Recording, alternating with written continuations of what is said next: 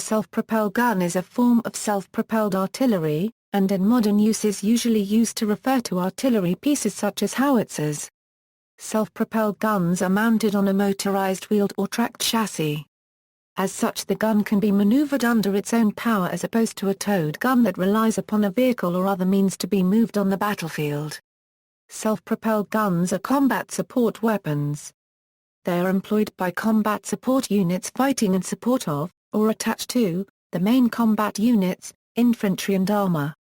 Self-propelled guns are best at providing indirect fire but can give direct fire when needed. It may be armoured, in which case it is considered an armoured fighting vehicle. Typically, self-propelled guns are more lightly armoured and may not have turrets, and their purpose is distinct from that of tanks. The greatest tactical advantage in the case of artillery guns is clearly the greater degree of mobility they have compared to towed artillery. Not only is it important in offering military forces greater flexibility, but it is critical in avoiding attack from the enemy by allowing the guns to change position immediately after firing one or more salvos and before their position can be located. A secondary advantage in the case of even lightly armoured guns is the increased protection offered to the gun crews.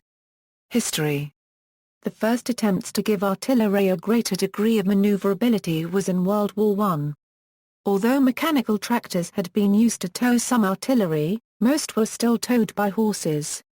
The gun carrier Mark I was an artillery piece that was transported by and could be fired from a tracked chassis.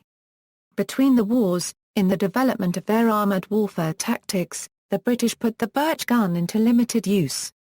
It carried an 18-pounder gun on a chassis derived from their then medium tank, and as such was able to keep up and cross the same ground as the tanks it was intended to support. As well as use as a field gun, the gun could be elevated sufficiently for use against aircraft. Self-propelled guns and howitzers. Self-propelled guns and howitzers are used in the same way as their towed variety, generally for long-range bombardment.